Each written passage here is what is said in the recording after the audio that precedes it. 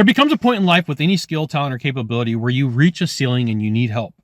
And you're going to find that no matter what product you serve, no matter what you have to offer, there's somebody that can coach you or help you along the way. So if you're a heating and air conditioning technician or even a salesperson, what are the 5 things that you need to look at if you're going to hire a sales coach? And why does it matter? This is a fantastic question.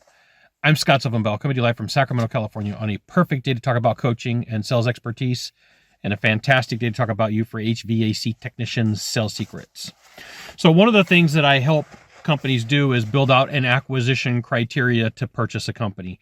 In real estate, they call this a buy box. What's in your buy box? What's in your acquisition criteria?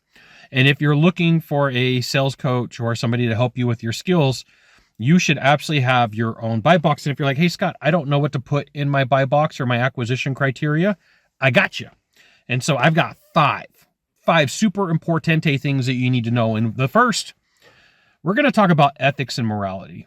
And it's interesting, in the in-home trades, a lot of technicians, a lot of salespeople are background checked and drug tested, but the trainers aren't, right? So I've always found this weird. I've always found this interesting. Like, you can go sell our product, you can go sell our good if you could pass a background check and a drug test, but if you don't, you can't go out. But if you have done all these crazy things in your life and you've got all sorts of criminal records and you might have a substance issue, you might have an alcohol issue, you might have all 3 of those things, hey, by all means, come train our people. Like, that makes no sense to me. So, sure, people make mistakes in their lives and there's freedom for them to fix it. But when they continually have bad behavior, it's an indicator they're going to keep having bad behavior. All I'm saying. So ethics and integrity is something that you should absolutely take a look at. Do they have morals? Is it just sell everything for the sake of selling everything? Is it, commission gets position? Is it, when you take a look at it, profits cover sin model? Like, I don't believe in that. I really don't. And it's cost me gigs. There's been people who are like, well, I don't want to hire you because I'm trying to maximize profitability. I'm like, that's short-term thinking and it's okay. I'd rather not do business with you. Okay. So if people are like, hey, Scott, show me how to lie, cheat, and steal. I'm like, yeah, that's not my game plan. There's a couple of other dudes in the industry that would love to do that. It's not me. Okay. Number 2, what's their track record? Have they done this before? I was pretty successful for 10 years, almost 11 years, training technicians, salespeople, office staff every single freaking day for a decade. And that's all I did. And the company hit record numbers, and there's some superstars that I've helped build. So what kind of track record do they have? Like today, private clients, you don't hear about a lot of my clients because I don't put it out in public. I am not like, hey, look at this label, look at this company, because I know how things work.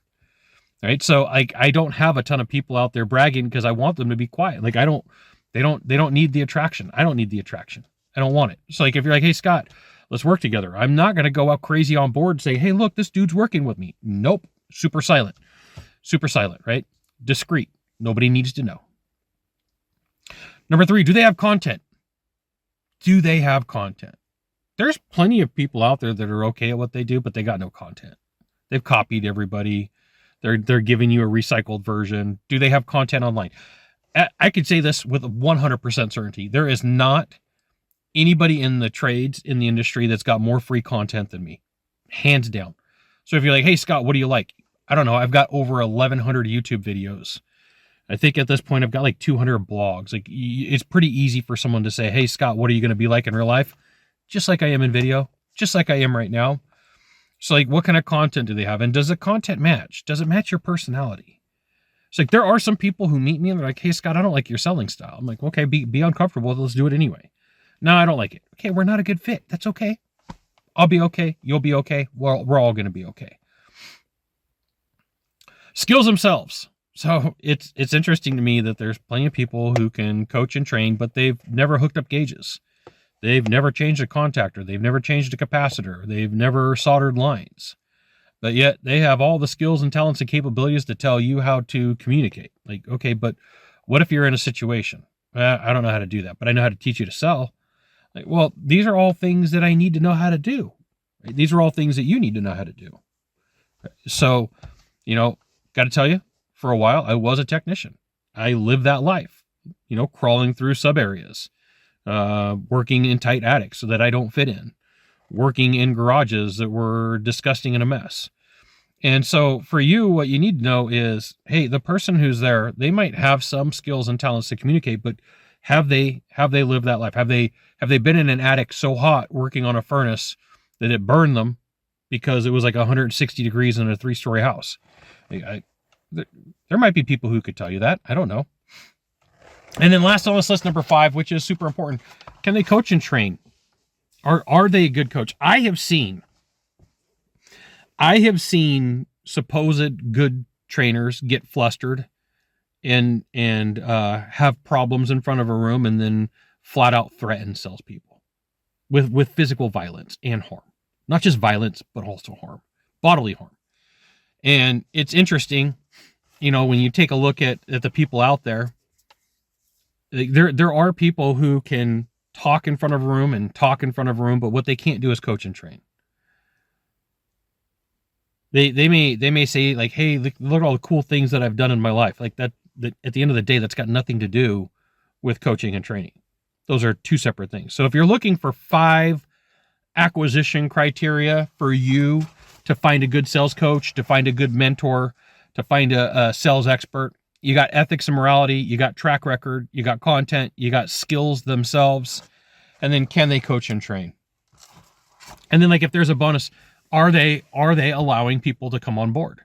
Like I have windows of opportunity depending upon what's going on in the year where I can work with somebody.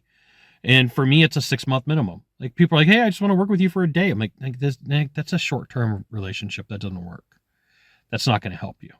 You need a long-term relationship. We need to work this a little bit longer. 6 months is a good amount of time for you to see results. And so like, if this is something you want, hit me up. If it's not, that's okay too. You got 1 of 3 things to do from here. Just 1 of 3. Find the subscribe button, click on it, and every time I send out a video, you'll get an update. 2, hit follow. 3, share this video with a friend. We'll see you soon. Thanks for watching.